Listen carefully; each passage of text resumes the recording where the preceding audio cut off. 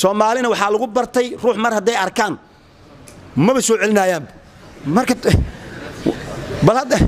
hadda daanaan nimayo kuwan jooga ma soo celinaa kuwa ku dhahay muxaafida tahay marka bal u kaadiyo waxaan fiirinaa yaani haday mar arkaan Soomaalidu qof ma soo celinayaan waad ogeed hadda madaxweynankii ka horeeyay 4 sano markay ka dhamaatay asagoo leh warqabyo ninkeeda dhameystiray wax yiri kaadiya يا وحيرة هرت محضو قبيل سعدي قدوله من وين حاجة لو قدام مين وقتي أقول يا رابانية هذا اللي من فهمي أو شكل ماشي اللي جري ما ذيك الإنسان مايا نينا وحالي الدين وحكدي أسوأ أفكي سوتة جيو ماشي وكجلي دين كون حاجة دالو سوق عشت مركز الدين كيا كجدي ماشي الله يا إيجا فوجي ورفاضي ماذا هو ما هذا حر ما حكون الدين انستاء أو مال إيجا جنة مالو دين ككتابتي مركز أو جداله جقو كسي انتون لو دغاي دين لو ku dhacay meeshu dhila waa mahadsantaa wuxuu dhahay alla waligi muxuu diin waxay kan maligi suu yaqaan farsamada marka meesha waxa socda doorashooyin la isla bartay waxa la isku haleyn waayay lacag kasto la bixiyo warniyo lacagta taan bixino waan bixinaynaa laakiin dadweynaha iyo baarlamaankan iyo dadku dhagay qabaan waa la wada hadlayaa wixii waa la isla fahmay ciyaartii lacagtii dhamaatay boqolkiiba boqolna la iskuma hubo waa lagu dhaaran hadii la rabo codka waan ku siinayaa ku soo dar ani waa diyaar laakiin adiga qolka markii la galayo gacanta ma qaban adiga qofkii gacan ma la qaban karo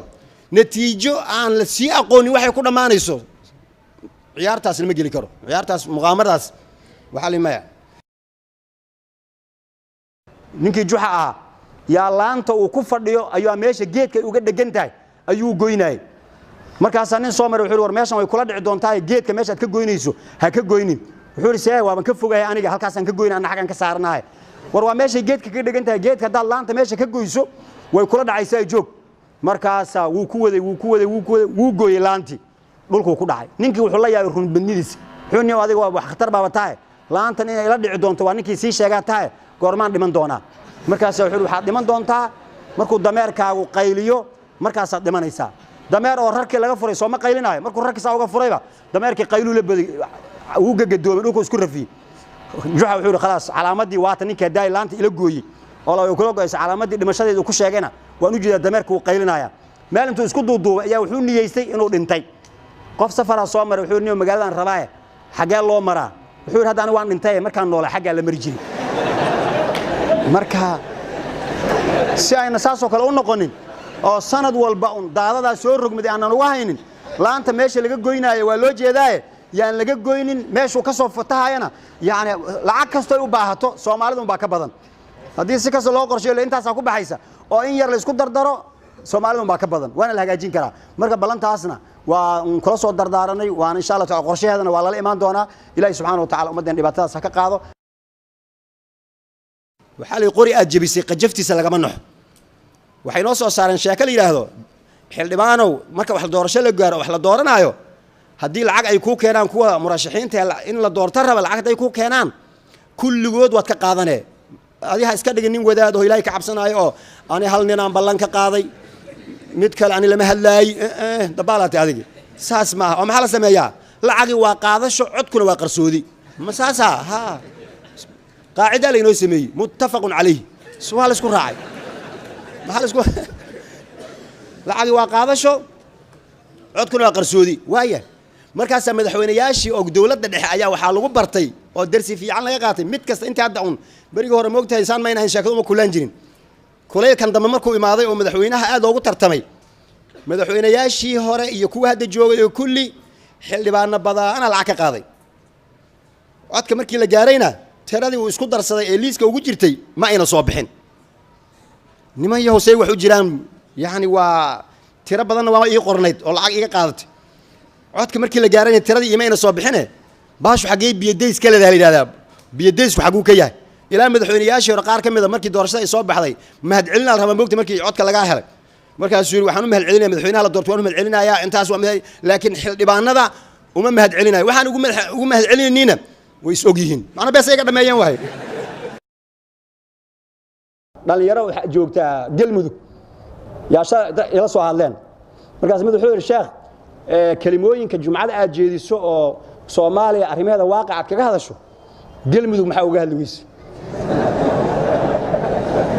markaas waxaan ku maxaan dhahay galmudug aan kaga hadlay adaad saadaysi taqaan laakiin waxaan ka rabnaa doorasho meesha ka socotee waa la iskhilaafsan yahay inaad kelimo dadkaasi ku wajahan inaad noo dhaxdo shaqada ugu diray Soomaa homework adag ugu diray waan ka soo jawaabay laakiin waa inaan la hadlo marka nasiixa waa inaan siiyo agteena sunnada oo ciidda waxay naga tahay malaha faralka way ka daran tahay qof walba wuxuu leeyahay salaad ciidii iga tagin waad mahadsantii way fiican tahay hal ugu dadaalo xagaa soo socota salaad ciid madaxda hataa madaxda garoomada iyo masaajidada iyo meelaha la isugu imaanayo jidadka hal la xiro maxaa jira madaxweynaha ciidii soo tukanayo oo jumcada mu soo tukado jumcada waajib ah ma ciid ayadu waa maalin la yaab leh waa maalin weyn waa ko suuqa bakaaras aan sheegnin oo xamaali oo wax culus wada yaa mid ku joogsaday suxun ugu istaagay waxaan u saday marka saa intuu fiiriyo wuxuu ku yiri war maxaa igu istaagay wuxuu arkay inuu qori oo garabka ku wato wuxuu saaxiib igu joogso laakiin tartiib igu joogso marka dadkan kale waxay ogol yihiin in tartiib loogu joogsado ogol yahay laakiin reer galmudug in lagu joogsado ma yeelayaan hadday isku joogsadaan tartiib isku joogsanayaan suxoog la isku joogsanayaan waxaan u sabariyay oo dawladii hore ay jirtay waxa la sameyn jiray ciyaaraha gobolada marka waxay kamid ahaayeen kuwa ugu xiisaha badan ee dadku ay xiiseeyaan anigu waxaan ku noolaa markaas degmada Baydhabo waxa lagu qaban jiray wareega hore wareega dambana labada soo baxda ayaa xamar imaan jirtay oo gobolada sa way kala qaybsanaan jireen marka Baydhabo waxa isugu imaan jiray marka Jubbada Hoose oo Kismaayo ah iyo Baydhabo iyo Boqol iyo Gedo afartaas inta badan waxa soo bixi jiray marka Kismaayo iyo Baydhabo labadaas finalka isku soo hari jiray kaalinta koobaad iyo kaalinta labaad ay ku soo kala bixi jireen final kamida finaladii ayaa galab jimca loo balansan yahay in oo la ciyaaro oo Kismaayo iyo Baydhabo ah wadaad masaajidka muadinka ah haduu dhinta Allah naxariistee yaa saan oo markaan khudbada tukanay yuu istaagay markaas wuxuu yiri maanta waad ogtiin galabta finalka yaa jira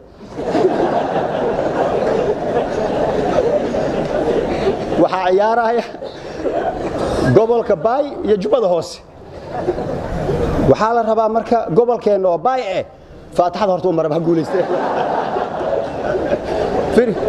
waxaan soo wada marka taageerad ma ogtahay gobolka la taageero leh meesha aan u socdo marka waxay tahay galmudug soo hadda marka hadlayno Soomaali markii la fiiriyo galmudug fursadda ay helaan cid heshay ma jirto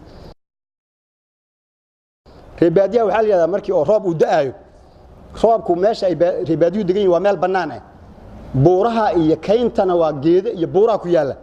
roobku markuu da'o meesha ay xaafadu ku taalo guriyo aqal Soomaali ku yaalaan maadaama ay bannaan tahay waxa laga yaabaa inuu san aad roobku ugu diin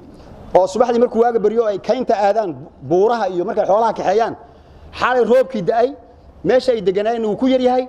meesha ay tageenna oo buuraha iyo geedaha ahna uu ku badan yahay juqraafiga markii la fiiriyo sababta ay saas ku noqonayso waxay tahay buuraha iyo geeduhu waxay soo jiidaan roobka way soo jiidaan meesha bannaanna roobka ma soo jiido saas daraaddeed markii deegaankii hadda laga hadlay waxa la yiraahdaa dhirta yaan la gurin haddii dhirta la guro roobkiina wuu yaraanayaa abaar ayaa meesha ka dhacaysa daaqiina meesha ma aha geedaha la daayo geedaha yaan la gurin juqraafi wuxuu marka meesha geedaha ay ku badan yihiin roobku wuu soo jiidaya waxa loo tagayaa geedaha hoostooda oo balli noqotay oo biyuhu ay yaalaan reebaadiyo markay arkeen marka meeshan inay biyuhu ku bataan halkan ay ku yar yihiin sababta ay garan waayeen waxay u qaateen hal sabab ay soo saareen waxay yiraahdeen waxay saas ku dhacday geeduhu markuu roobku da'ay habeenkii geeduhu ma hadlaan shib ayay yihiin buuruhuna ma hadlaan inagu wuxuu roobku inoogu yahay waa hadalka aan hadlayno ee guryaha dhexdooda aan ka dhex hadlayno roob markuu soo daatay habeenkii waxay leeyihiin aamusa roobku duur ha noo maleeye si fiican noogu dege marka waxaan ka wada galmudug waxay idin dhahaan roobku aad hay noogu dee madaxweynaha baan haysanaa rasuulkiisa baan haysanaa aamusa in la dhaho